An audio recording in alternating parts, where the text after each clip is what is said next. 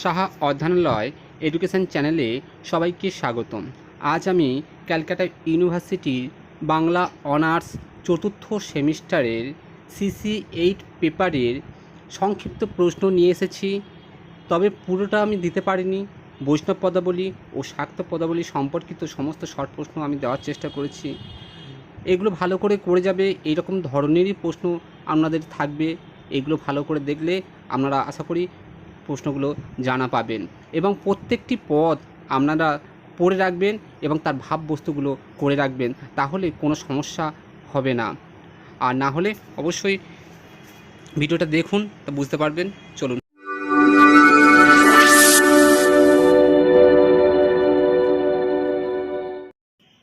বাংলা অনার্সের CC8-এর সংক্ষিপ্ত প্রশ্নপত্র। এখানে আপনারা দেখতেই পাচ্ছেন CC8 এবং সংক্ষিপ্ত প্রশ্নপত্র। এটা বাংলা অনার্সের জন্য সংক্ষিপ্ত প্রশ্ন। বাংলা অনার্সের যে 3টি মডিউল আছে, বৈষ্ণব পদাবলী, শাক্ত পদাবলী এবং চণ্ডীমঙ্গল পদ আছে।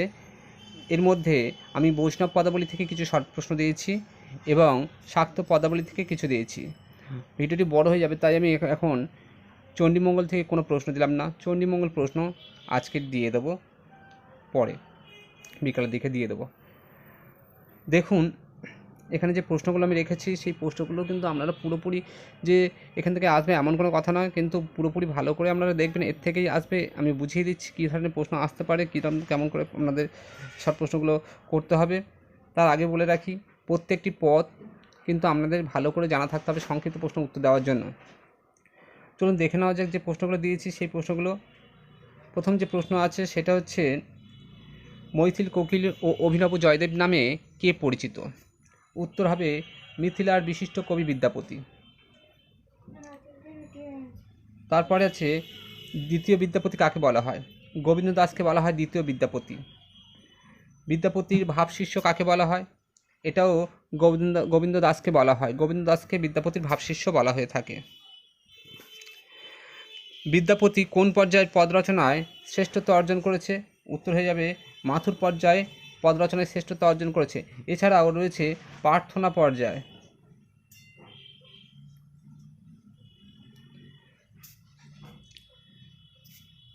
গৌরচন্দ্রিকা কাকে বলে?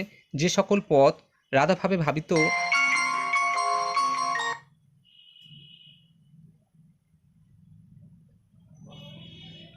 গৌরাঙ্গদেবকে অবলম্বন করে রচিত হয়েছে, শুধু সেই পদগুলোকেই গৌরচন্দ্রিকা বলা হয়। পরবর্তীতে আছে, বৈষ্ণব রসতত্ত্বে পঞ্চরসগুলি কী কী? 5টি রস আছে, 5টি রস। সেই 5টি রসের মধ্যে 5টা রস হচ্ছে শান্তরস, দাস্যরস, বাৎসল্য রস, সখ্যরস ও মধুর রস। এই 5টি রস আছে বৈষ্ণব পদসাহিত্যে। এবারে গোবিন্দ দাসকে কে কবিরাজ উপাধি দিয়েছিলেন? শ্রীজীব গোস্বামী। শ্রীজীব গোস্বামী হচ্ছে গোবিন্দ দাসকে কবিরাজ উপাধি দিয়েছিলেন। পরবর্তী যেটা আছে, বিদ্যাপতি কোন রাজবংশের পৃষ্ঠপোষক ছিলেন? বিদ্যাপতি মিথিলার কামেশ্বর বংশের পৃষ্ঠপোষক ছিলেন।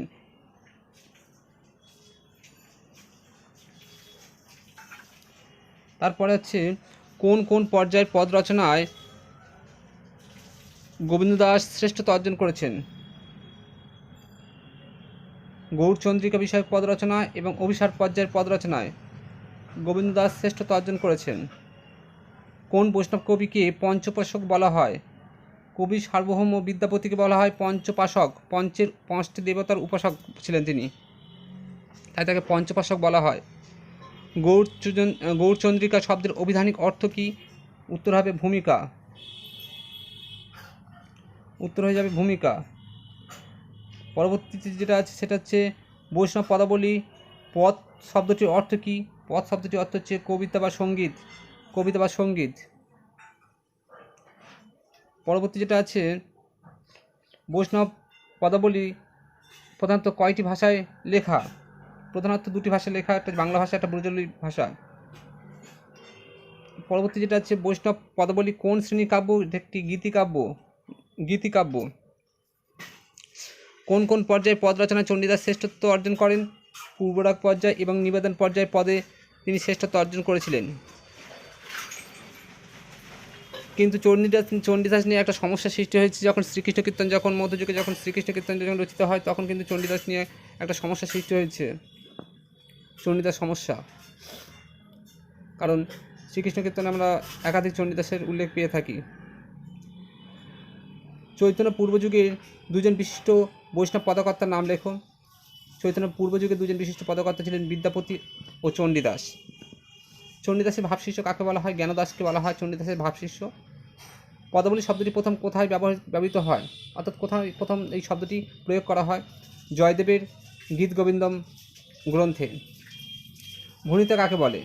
ভণিতা হচ্ছে প্রাচীন ও মধ্যযুগের কবিরা কবিতার শেষে নিজেদের আত্মপরিচয় দিতেন। আত্মপরিচয় জ্ঞাপক এই রীতিকে ভণিতা বলা হয়। ব্রজবলি কি? খুব গুরুত্বপূর্ণ প্রশ্ন এটি। মৈথিল, বাংলা, অসমিয়া এই তিনটে ভাষা প্রভৃতি ভাষার সমন্বয়ে অবহট্ট ভাষার সংমিশ্রণে কৃত্রিম যে ভাষাটা কাব্যভাষা তৈরি হয় তাকে বলা হয় ব্রজবলি। আপনারা লিখে রাখতে পারেন, এগুলো খুবই গুরুত্বপূর্ণ প্রশ্ন, এগুলো লিখে রাখতে পারেন, এগুলো আসতে পারে, এমন ধরনের প্রশ্ন পরীক্ষায় আসে। বৈষ্ণব পদাবলী নান্দিপাঠ কোন পর্যায়কে বলা হয়? পূর্বরাগ পর্যায়কে। অভিসার শব্দের অর্থ কী? সংকেত স্থানে গমন।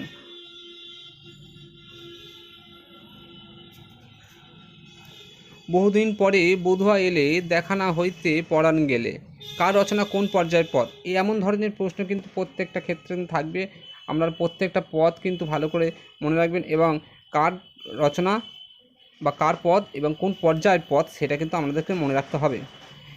এটি হচ্ছে চণ্ডীদাসের পদ, ভাবোল্লাস পর্যায়ের পদ এটি।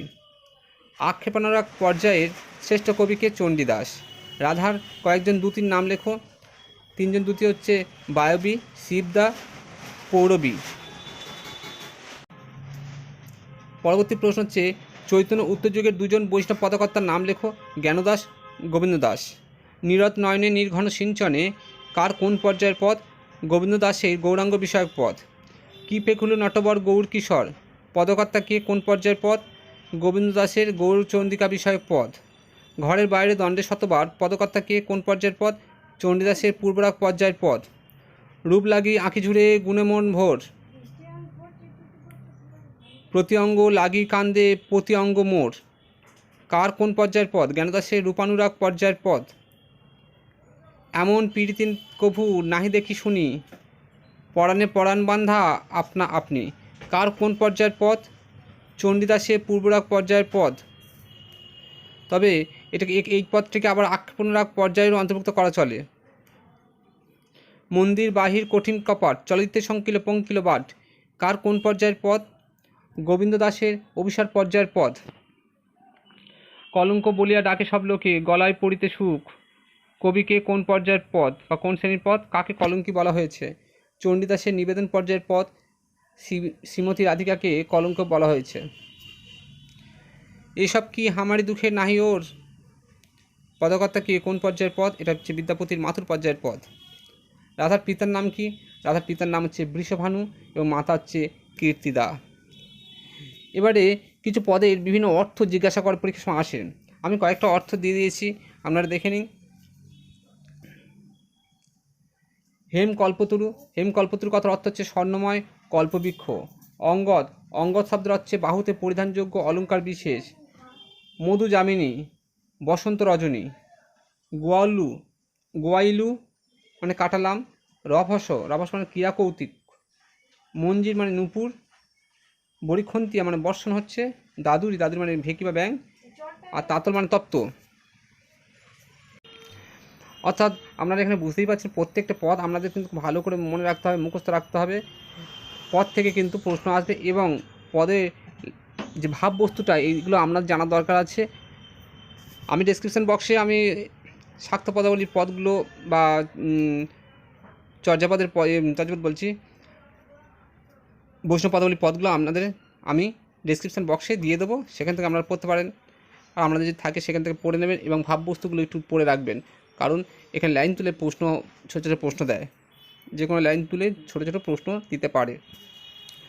শাক্ত পদাবলী, শাক্ত পদাবলী, শাক্ত পদ কাকে বলে? প্রথম প্রশ্ন হচ্ছে শাক্ত পদ কাকে বলে? মধ্যযুগে রচিত শাক্ত বা শক্তি দেবীর সাধনা আরাধনামূলক যে গান রচিত সেটাকে বলা হয় শাক্ত পদাবলী বা শাক্ত পদ। আর এই পদগুলো, শাক্ত বলতে শক্তিকে বোঝানো হয়েছে, শক্তির আরাধনাকে বোঝানো হয়েছে। এই শক্তি হচ্ছে দেবী দুর্গা, চণ্ডী, কালী ইত্যাদি।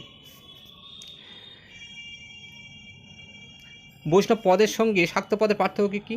বৈষ্ণব পদ আরাধ্যভাবে সাধনামূলক, আর অন্যদিকে শাক্ত পদ শক্তির তন্ত্র সাধনামূলক। এটা আরাধ্যমূলক, ওটা হচ্ছে শক্তিতন্ত্রমূলক। আর বৈষ্ণব পদ আরাধ্য হচ্ছে, বৈষ্ণব পদে যাতে আরাধ্য দেবতা ছিলেন শ্রীকৃষ্ণ। অন্যদিকে শাক্ত পদাবলী, এখানে বানান ভুল আছে, ঠিক আছে, এটা এটা শাক্ত পদাবলীতে হবে। শাক্ত পদে আরাধ্য দেবী হচ্ছে দেবী চণ্ডী, শ্যামা, কালী ইত্যাদি প্রমুখ। শক্তি কথার অর্থ কী? শক্তি কথার অর্থ হচ্ছে শক্তির শাক্ত কথার অর্থ কী?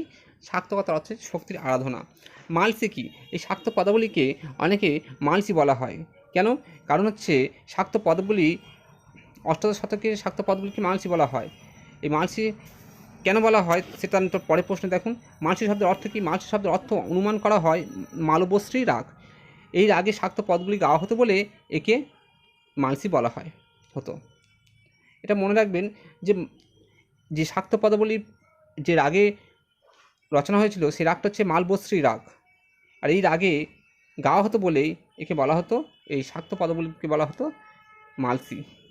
এটা অষ্টাদশ শতক, শতকটা মনে রাখবেন, অষ্টাদশ শতক। প্রাসাদী বা প্রসাদী সুর কাকে বলা হয়?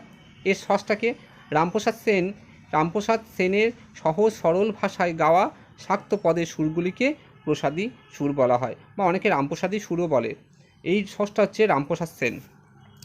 কোন শাক্ত পদকর্তা কে এবং কেন কবিরঞ্জন উপাধিতে ভূষিত করেছিলেন? মহারাজা কৃষ্ণচন্দ্র রামপ্রসাদ সেনকে তার মধুর শাক্ত পদ রচনার জন্য কবিরঞ্জন উপাধিতে ভূষিত করেছিলেন। এমনকি এই কবিরঞ্জন মহারাজা কৃষ্ণচন্দ্র তার এই গান শোনার জন্য, এই পদগুলো আস্বাদন করার জন্য তার গ্রামের কাছেই বাড়ি করেছিলেন। এমনকি তিনি তার রাজসভার সভাকবি হিসাবেও এই রামপ্রসাদ সেনকে সভাকবি করেছিলেন তার রাজসভায়। আগমনী কাকে বলে? মধ্যযুগে রচিত শাক্ত সঙ্গীতের যে ধারায় উমার গৃহে আগমনকে কেন্দ্র করে মেনকার কণ্ঠে বাঙালির মাতৃহৃদয়ের আশা, উৎকণ্ঠা, ব্যাকুলতা প্রকাশিত হয়েছে, সেই শাক্ত সঙ্গীতগুলোকে আগমনী বলা হয়। যেমন একটা উদাহরণ দিচ্ছি, আমি কি হেরিলাম নিশি স্বপনে, এটি হচ্ছে কমলাকান্তের আগমনীটা, কমলাকান্ত ভট্টাচার্যের রচনা। বিজয় কাকে বলে? মধ্যযুগে রচিত শাক্ত সঙ্গীতের যে ধারায় উমার পিতৃগৃহ ছেড়ে স্বামীগৃহে প্রত্যাগমনকে কেন্দ্র করে মেনকার কণ্ঠে বাঙালি মাতৃহৃদয়ের বেদনা, উৎকণ্ঠা, ব্যাকুলতা প্রকাশিত হয়েছে, সেই শাক্ত পদগুলিকে বিজয় বলা হয়। আমি ভক্তের আকুতি দেওয়া হয়নি এখানে, ভক্তের আকুতি কাকে বলে সেটা কিন্তু আপনারা করে রাখবেন। আমি আর বলে দিলাম না, ভক্তের আকুতিটা অবশ্যই করে রাখবেন। ভক্তের আকুতি কাকে বলে বা বলতে কী বোঝায়, এই পর্যায়ে শ্রেষ্ঠ পদকর্তা কে। আগমনী বিজয়ের পদে শ্রেষ্ঠ পদকর্তা কে ছিলেন? কমলাকান্ত ভট্টাচার্য। শাক্ত পদাবলী প্রধান রস কী? বাৎসল রস। শাক্ত পদাবলীর শ্রেষ্ঠ পদকর্তা কে? রামপ্রসাদ সেন। রামপ্রসাদ সেন কোন পর্যায়ের পদ রচনায় শ্রেষ্ঠত্ব অর্জন করেন? ভক্তের আকুতি পর্যায়ের পদ রচনায় শ্রেষ্ঠত্ব অর্জন করেন। কমলাকান্ত ভট্টাচার্য কোন পর্যায়ের শ্রেষ্ঠ পদকর্তা ছিলেন? আগমনী ও বিজয় পর্যায়ের পদে। কমলাকান্ত ভট্টাচার্যের প্রকৃত নাম কি? কমলাকান্ত বন্দ্যোপাধ্যায়। মা নিম খাওয়ালে চিনি বলে কার পদ? রামপ্রসাদ সেনের পদ। রামপ্রসাদের গান শোনার জন্য কে তার গ্রামের কাছে থাকতেন? রাজা কৃষ্ণচন্দ্র। রামপ্রসাদ সেন কার সভাকবি ছিলেন? রাজা কৃষ্ণচন্দ্রের। রামপ্রসাদ সেনের পিতামহর নাম কি? রামেশ্বর। রামপ্রসাদ সেন কোন শতকের কবি? অষ্টাদশ শতকের কবি। উমাকে মেনকা ও গিরিরাজের কন্যা। এবারে কয়েকটা পদাবলী দেওয়া আছে, যে পদগুলো আমাদের পাঠ্যে রয়েছে, সেই পদগুলি কোন পর্যায়ের পদ এবং তার লেখককে, পদকর্তাকে, সেটা আমি এখানে দিয়ে দিয়েছি, আপনারা একটু ভালো করে দেখুন। এখানে এটা কলকাতা বিশ্ববিদ্যালয়ের যেটা আছে সেটা এখানে দেখতেই পাচ্ছেন যে গিরিবর আর আমি পারিনি রে হে প্রবর্তিতে উমারে, এটি কোন পর্যায়ের পদ? এটি হচ্ছে বাল্যলীলা পর্যায়ের পদ। আর পদকর্তাকে রামপ্রসাদ সেন। পরবর্তী যেটা আছে সেটা হচ্ছে গিরি এবার আমার উমা এলে আর উমা পাঠাবো না, বলে বলবে লোকে বন্ধু কারো কথা শুনবো না। এটি আগমনী পর্যায়ের পদ, এটাও রামপ্রসাদ সেনের পদ। পরবর্তী যেটা আছে সেটা কবে যাবে বলো গিরিরাজ, এটি কোন পর্যায়ের পদ? এটাও আগমনী পর্যায়ের পদ, এটা কমলাকান্ত ভট্টাচার্যের পদ। পরেরটা হচ্ছে বারে বারে কহরানি গৌরী আনিবারে, এটাও তাই, এটা হচ্ছে কমলাকান্ত ভট্টাচার্যের পদ, এটাও আগমনী পর্যায়ের পদ। ওহে হর গৌ, পরবর্তী যেটা আছে ওহে হর গঙ্গাধর কর অঙ্গীকার, এটিও ওই লেখা আছে, যেখানে যেখানে ওই লেখা আছে তার মানে হচ্ছে উপরে যেটা আছে সেটা আগমনী পর্যায়ের পদ, এটা আগমনী পর্যায়ের পদ, এটাও কমলাকান্ত।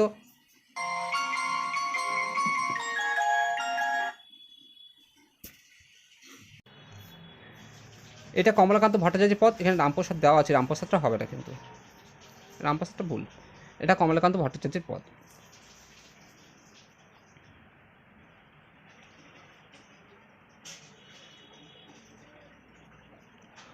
গিরিরানী এই না তোমার উমারে, এটি কমলাকান্ত ভট্টাচার্যের পদ, এটা ভুল আছে, এখানে যেটা আছে সেটা হচ্ছে ভুল। এর পরবর্তী যেটা আছে ওরে নবমী নিশি না হইও রে অবসান, এটাই বিজয়া পর্যায়ের পদ, এটা কমলাকান্ত ভট্টাচার্যের বিজয় পর্যায়ের পদ। তারপরে যেটা আছে ওহে প্রাণনাথ গিরি বর হে ভয়ে তনু কাঁপিছে আমার, এটি রামপ্রসাদ সেনের পদ, এটিও বিজয় পর্যায়ের পদ কিন্তু রামপ্রসাদ সেনের। তারপরটা যেটা আছে কেবল আশার আশা ভবে আশা আশা মাত্র হলো, যেমন চিত্তের পদ্মেতে পড়ে ভ্রমর ভুলে রলো, এটি হচ্ছে রামপ্রসাদ সেনের পদ এবং ভক্তের আকুতি পর্যায়ের পদ, এটা মনে থাকে যেন, ভক্তের আকুতি পর্যায়ে রামপ্রসাদ সেনের পদ। এরপর যেগুলো ওই লেখা আছে পরপর সব ভক্তের আকুতি পর্যায়ের পদ।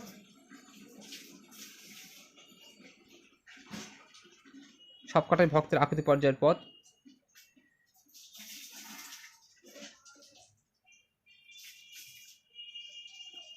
কেবল আশার আশা, তারপর হচ্ছে মাগু তারা ও শঙ্করী, এটাও রামপ্রসাদ সেনের ভক্তের আকুতি পর্যায়ের পদ।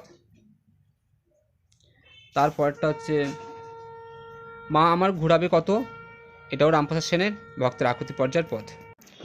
তারপরে যেটা আছে আমি কি দুঃখেরে ডরাই, এটাও ভক্তের আকুতি পর্যায়ে রামপ্রসাদ সেনের পদ। আমায় দেওমা তবিলদারি, এটাও রামপ্রসাদ সেনের ভক্তের আকুতি পর্যায়ের পদ।